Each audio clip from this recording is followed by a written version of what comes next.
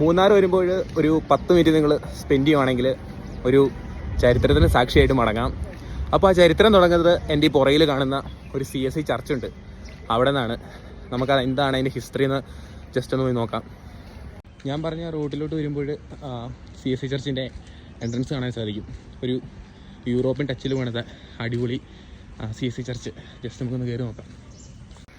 ഈ ചർച്ചിൻ്റെ, മൂന്നാർ CSI ചർച്ചിൻ്റെ ഒരു ചരിത്രം തുടങ്ങുന്നത് 1894 അന്ന് ഇവിടുത്തെ ടി എസ്റ്റേറ്റിൻ്റെ സൂപ്പർവൈസറായിരുന്ന ഹെൻറി മാൻഫീൽഡും അദ്ദേഹത്തിൻ്റെ ഭാര്യ എലനോർ ഇസബൽ മേയും കൂടെ ഒരു ദിവസം ഈ കുന്നിൻ ചെരുവിൽ സായാഹ്ന സവാരിക്കായിട്ട് വന്നു. അപ്പോൾ ഇവരിവിടുത്തെ ഈ ഭംഗിയെല്ലാം കണ്ട് ഇഷ്ടപ്പെട്ട് അദ്ദേഹത്തോട് പറഞ്ഞു, തമാശ രൂപേണ പറഞ്ഞു, ഞാൻ മരിക്കുവാണെങ്കിൽ എൻ്റെ ഭൗതിക ശരീരം ഇവിടെ അടക്കം ചെയ്താൽ മതിയെന്ന്. അവരെ കുറ്റം പറയാൻ പറ്റില്ല, അത്ര രസമാണ് ഇവിടെ നിന്ന് ഈ സ്ഥലമെല്ലാം കാണാൻ. ഇപ്പം നിറച്ചും കെട്ടിടങ്ങളും കാര്യങ്ങളൊക്കെ വന്നിട്ടുണ്ടെങ്കിലും അതൊക്കെ ഒഴിച്ചു നിർത്തിയാൽ ഇത് കാണാൻ നല്ല അടിപൊളി ഭംഗിയാണ്. എന്തൊക്കെയായാലും അവർ 24-ാമത്തെ വയസ്സിൽ 1894 ഡിസംബർ മാസം 24-ാമത്തെ വയസ്സിൽ കോളറ ബാധിച്ച് മരിച്ചു. അപ്പോൾ അവരുടെ വീട്ടുകാർ ഭൗതിക ശരീരം പുറത്തേക്ക് കൊണ്ടുപോകാൻ ഒക്കെ നോക്കിയെങ്കിലും ഹെൻറിയുടെ നിർബന്ധപ്രകാരവും അവരുടെ ആഗ്രഹപ്രകാരവും അവരെ ഇവിടെയാണ് അടക്കം ചെയ്തേക്കുന്നത്. പിന്നീട് കുറേ അധികം ബ്രിട്ടീഷ് പൗരന്മാരെയും ഇവിടെ അടക്കിയിട്ടുണ്ട്, പിന്നെ ഇവിടുത്തെ നാട്ടുകാരെയും. അപ്പോൾ അങ്ങനെ ഇരിക്കുമ്പോൾ 1800-കളുടെ അവസാനം ബ്രിട്ടീഷുകാർക്ക് അവർക്ക് സ്വന്തമായിട്ട് പ്രാർത്ഥിക്കാൻ ഒരു ആരാധനാലയം വേണം എന്നുള്ളൊരു ആഗ്രഹപ്രകാരമാണ് ഈ പള്ളി നിർമ്മിച്ചത്. അതായത് 1900-ൻ്റെ തുടക്കകാലങ്ങളിലാണ് ഈ പള്ളിയുടെ നിർമ്മാണം തുടങ്ങിയത്. അങ്ങനെ ഇവിടെ രജിസ്റ്റർ ചെയ്തപ്പെട്ട ആദ്യത്തെ മരണം എലനോർ ഇസബലിൻ്റെ ആക്കി മാറ്റിയിട്ടുണ്ട്. ഇതെല്ലാം താഴെ ഒരു ഫ്രെയിമിൽ എഴുതി വെച്ചിട്ടുണ്ട്. അത് ഇംഗ്ലീഷിലും മലയാളത്തിലും തമിഴിലും എല്ലാം അവിടെ എഴുതി വെച്ചിട്ടുണ്ട്. അപ്പോൾ നമുക്ക് പോയിട്ട് വായിക്കാൻ മനസ്സിലാക്കാം. നല്ല രസമാണ് ഇവിടെ നിന്ന് കാണാൻ.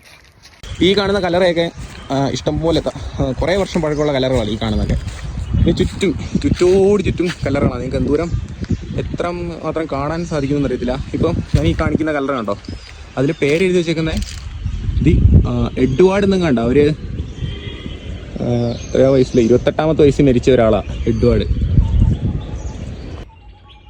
ഇടത്തോട്ട് നോക്കിയാലും വലത്തോട്ട് നോക്കിയാലൊക്കെ കല്ലറകളാണ്. ഈ കല്ലറയുടെ അപ്പുറം ഒരു കാടാട്ടോ. ഇവിടെ ഈ കാട്ടുമൃഗങ്ങളൊക്കെ ഇഷ്ടംപോലെ വരും എന്നാണ് എൻ്റെ അടുത്ത് താഴത്തെ ചേട്ടൻ പറഞ്ഞത്. എൻ്റെ ഒരു അഭിപ്രായം പറയുകയാണെങ്കിൽ നിങ്ങളിവിടെ വന്ന് സന്ദർശിക്കുകയാണെങ്കിൽ ജസ്റ്റ് ഈ കല്ലറയിലോട്ടും കൂടെ ഒന്ന് വരിക. പിന്നെ ഫോട്ടോയൊന്നും പരമാവധി ജസ്റ്റ് ഒന്ന് എടുക്കുക എന്നുള്ളതേ ഉള്ളൂ. അതിലും ഉപരി ഇതൊക്കെ കണ്ട് ആസ്വദിച്ച് അങ്ങ് പോവുക. കാരണം പണ്ടൊന്നും എനിക്ക് ഈ ഫോട്ടോ എടുക്കുന്നതും ഇതിനോടൊന്നും വലിയ താല്പര്യമില്ലായിരുന്നു. പിന്നെ ചുമ്മാ വ്ളോഗ് ചെയ്തപ്പം ഫോട്ടോ എടുക്കുന്ന വീഡിയോ പിടിക്കുന്ന അത്രേ ഉള്ളൂ. ഇതൊക്കെ ഈ ഇവിടുത്തെ പ്രകൃതി ഭംഗിയും ഈ സ്ഥലമൊക്കെ കണ്ട് ആസ്വദിച്ച് പോകാൻ നല്ല രസമാണ്. എൻ്റെ ചുറ്റും കല്ലറയാണ്. വേണ്ടോ, ഇവിടെ ഞാൻ മാത്രമേ ഉള്ളൂ. ഇപ്പം പ്രത്യക്ഷത്തിൽ ഞാൻ മാത്രമേ ഉള്ളൂ. പിന്നെ ഇവരൊക്കെ ഉണ്ടല്ലോ, ഇവരൊക്കെ ഇവിടെ കിടന്നുറങ്ങുന്ന ആൾക്കാരാണല്ലോ, അങ്ങനെ കാണാൻ സാധിക്കും. അപ്പോൾ ഏതായാലും എലനോറിനെ തപ്പി പോയിക്കൊണ്ടിരിക്കുക. ഈ കല്ലറയുടെയൊക്കെ ഒരു എൻഡിലേക്ക് എത്തുമ്പോൾ, അതായത് ഏറ്റവും ഹൈറ്റിലോട്ട് എത്തുമ്പോൾ സ്പെഷ്യലായിട്ട് ഒരു സ്ഥലം കാണാം. അതായത് ഒരു ചുറ്റുമതിലൊക്കെ ഉണ്ടാക്കി ആ മതിലിൻ്റെ പൊക്കത്തോടെ ബുഷൊക്കെ സെറ്റ് ചെയ്ത് ഒരു സ്ഥലം കാണാം. അതിന് ചുറ്റും കുറേ കല്ലറകളൊക്കെ ഉണ്ട്. അപ്പോൾ ആ സ്ഥലത്ത് നമ്മൾ നേരെ കയറി ചെന്ന് ഉള്ളിലോട്ട് നോക്കുമ്പോൾ ആരെങ്കിലുണ്ടോ, ഇവിടെയാണ് എലനോർ ഉള്ളത്. ഈ കാണുന്നതാണ് എലനോറിൻ്റെ കല്ലറ. അതായത് മൂന്നാർ CSI ചർച്ചിൽ ചരിത്രത്തിൽ രജിസ്റ്ററിൽ ആദ്യമായിട്ട് രജിസ്റ്റർ ചെയ്ത കല്ലറയാണ് ഈ കാണുന്നത്. ഇവരുടെ ആഗ്രഹപ്രകാരമാണ് ഇവിടെ കല്ലറ വന്നതും പള്ളി വന്നതും ഇതൊരു ചരിത്രത്തിൻ്റെ ഭാഗമായതും. നിങ്ങൾക്ക് ഈ കല്ലറ കാണാൻ സാധിക്കും. എലനോർ ഇസബൽ മെയ് എന്നാണ് അവരുടെ മുഴുവൻ പേര്. 1894 ഡിസംബർ 20-ാം തീയതി വെറും 24-ാമത്തെ വയസ്സിലാണ് അവർ മരിച്ചത്. കോളറ ബാധിച്ചേട്ടോ മരിച്ചേ. പിന്നീട് ഇവിടെ അടക്കുകയുണ്ടായി. അപ്പം ഈ സെറ്റപ്പ് കണ്ടിലായിരിക്കും, അത് കഴിഞ്ഞൊക്കെ ആയിരിക്കും ഇത് റെഡിയാക്കി എടുത്തത്. ഇതാണ് അവരുടെ കല്ലറ. ഇവിടെയാണ് അവർ അന്ത്യവിശ്രമം കൊള്ളുന്നത്. ഏതായാലും അവർ ഉറങ്ങട്ടെ, നമുക്ക് അടുത്ത സ്ഥലത്തിലേക്ക് പോകാം. പിന്നെ അവിടുന്ന് താഴോട്ട് ഇറങ്ങിയാൽ ചുറ്റും കല്ലറയായി, കാണുന്ന എല്ലാം കല്ലറയാണ് ഇങ്ങനെ. പക്ഷേ ഇവിടെ നല്ല രസമാണ് ഇവിടുന്ന് താഴേക്ക് നോക്കാൻ. ഇതിൻ്റെ അടുത്തെല്ലാം എലനോറിന് കാവലായിട്ട് കുറച്ച് വേറെ ആൾക്കാരുടെ കല്ലറയുണ്ട്. ഇതൊക്കെ കണ്ടോ, ഇതൊക്കെ 1914 അടക്കം ചെയ്തേക്കുന്ന ഒരാളുടെ കല്ലറ ഈ കാണുന്നത്. ഇതും നല്ല വർഷം പഴക്കമുണ്ട്, ഡേറ്റ് കൃത്യമായിട്ട് തെളിയുന്നില്ല. പിന്നെ അതിൻ്റെ അപ്പുറത്ത് കാണുന്നതല്ല, ഈ ടൈപ്പ് കല്ലറയൊക്കെ നല്ല പഴക്കമുള്ളതാട്ടോ. പിന്നെ ഇവിടുത്തെ പ്രദേശവാസികളുടെ കല്ലറയുണ്ട്. ഈ മേളിലോട്ടെല്ലാം കാടാണ്, അതുകൊണ്ട് ഇവിടെ ഒത്തിരി നേരം നിൽക്കാതെ പെട്ടെന്ന് താഴേക്ക് പോവുക, അതായിരിക്കും നല്ലത്. എലനോറിനെ കണ്ടിട്ട് നമുക്ക് നേരെ താഴേക്ക് മടങ്ങാം. ഇതൊരു ഷോർട്ട് കട്ടാണ്. ഞാൻ ആദ്യം വന്നത് വേറൊരു വഴി കൂടെയാണ്. ആദ്യം വന്നത് വളഞ്ഞ് ചുറ്റി കയറി വന്നു, ഇപ്പോൾ വന്നത് നേരെ താഴേക്ക് ഇറങ്ങുക. അപ്പം ഈ പോകുന്ന വഴിക്കും രണ്ട് സൈഡിലും കല്ലറകളാണ്. ഇതെല്ലാം ബ്രിട്ടീഷുകാരുടെ കേട്ടോ. ഇവരെയൊക്കെ പണ്ട് ഞാൻ കേട്ടിട്ടുണ്ട് കോളറ ഇവിടെ ഭയങ്കരമായിട്ട് പിടിവിട്ടു. ആ സമയത്ത് ഒത്തിരി പേര് മരിച്ചിട്ടുണ്ടായിരുന്നു എന്നൊക്കെ.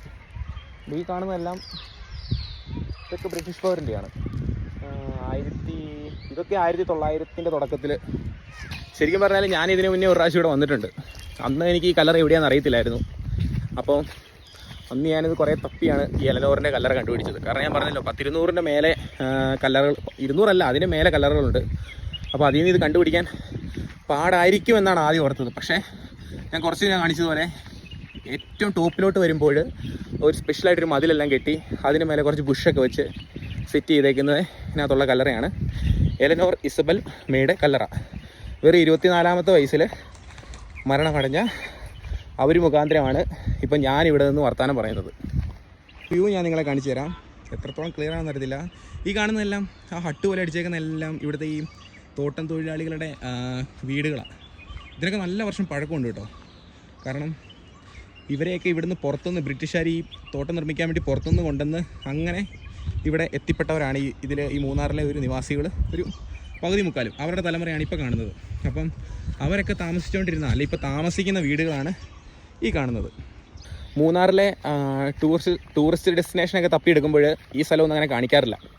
കാരണം ഈ സ്ഥലം സന്ദർശിച്ചതുകൊണ്ടോ അല്ലെങ്കിൽ ഇവിടെ നമ്മൾ ഒരു ഗസ്റ്റായിട്ട് ഒരാൾ പുറത്തുനിന്ന് വന്നതുകൊണ്ടോ വേറെ ആൾക്കാർക്കൊന്നും പ്രത്യേകിച്ച് ഗുണമില്ല. അതുകൊണ്ട് ഇതിനൊത്തിരി അങ്ങ് പ്രൊമോട്ട് ചെയ്യാറില്ല. ശരിക്കും നിങ്ങളിതൊരു ടൂറിസ്റ്റ് ഡെസ്റ്റിനേഷൻ ആക്കി എടുക്കണ്ട. ഒരു പള്ളി, എന്നിട്ട് അതുമായിട്ട് ബന്ധപ്പെട്ട കുറച്ച് ചരിത്രം ജസ്റ്റ് ഒന്ന് കണ്ടു മടങ്ങാം. പിന്നെ ഒരു പോസിറ്റീവ് എനർജിയാണ് ഇങ്ങോട്ടൊക്കെ കയറി വരുമ്പോൾ. ഒരുപക്ഷെ ചിലപ്പം ഞാനീ നടക്കുന്ന വഴി കൂടെയൊക്കെ ആയിരിക്കും ഒരു 2 നൂറ്റാണ്ട് മുന്നേ എലനോറിനെ കൈ പിടിച്ച് അദ്ദേഹത്തിൻ്റെ ഭർത്താവും ഒക്കെ നടന്നിട്ടുണ്ടാവുക. ഈ കാണുന്ന ഈ സൈഡിലോ ഈ മരക്കുറ്റിയിലൊക്കെ ആയിരിക്കും ഇവരെവിടെയൊക്കെ വിശ്രമിച്ചിട്ടുണ്ടാവുക. നമുക്കറിയില്ല. അങ്ങനെ കണ്ട് ഇഷ്ടപ്പെട്ട് ഇവിടുന്ന് നോക്കിയാണ് എലനോർ പറഞ്ഞിട്ടുണ്ടാവുക ഞാൻ മരിക്കുമ്പോൾ എന്നെ ഇവിടെ അടയ്ക്കാൻ മതി എന്നൊക്കെ ഉള്ളത്. ഏതായാലും നിരവധി ആളുകളുടെ കാൽപാദം പതിഞ്ഞ ഒരു ഏരിയയാണിത്. ഈ പള്ളിയോടനുബന്ധിച്ചൊരു സ്കൂളൊക്കെ ഉണ്ട് അവിടെ. പറഞ്ഞ പള്ളിയോടനുബന്ധിച്ചുള്ള ആ സ്കൂള് നേരെ കാണുന്നത് ചെറിയ പ്രൈമറി സ്കൂളാണ്. ചെറിയ പിള്ളേരാണ് ഒത്തിരി ഉള്ളത്.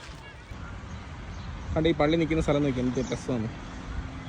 ഞാനിപ്പോൾ പറഞ്ഞതിൻ്റെ ബ്രീഫായിട്ടുള്ളൊരു ചരിത്രം ഇവിടെ തന്നെ എഴുതി വെച്ചിട്ടുണ്ട്. അത് നിങ്ങൾക്ക് വന്ന് നോക്കാൻ പറ്റും. ഈ പള്ളി പണിതത് ഒരു ബ്രിട്ടീഷ് സ്റ്റൈലിലാട്ടോ. ഇവിടുത്തെ ഒരു പള്ളികളായിട്ടൊന്നും ഒരു ബന്ധമില്ല ലുക്കിൽ. പിന്നെ അത് കുറേ തവണ അതിൻ്റെ മേൽക്കൂരയെല്ലാം പൊളിച്ച് പണിതിട്ടുണ്ട്. ഇവിടുന്ന് തന്നെ കളക്ട് ചെയ്ത കല്ലുകൊണ്ടൊക്കെയാണ് ഇത് പണിതേക്കുന്നത്. പിന്നെ ഇവിടുത്തെ അങ്ങനെയൊക്കെ ഇതിനകത്ത് അതിലെഴുതി വെച്ചിട്ടുണ്ട്.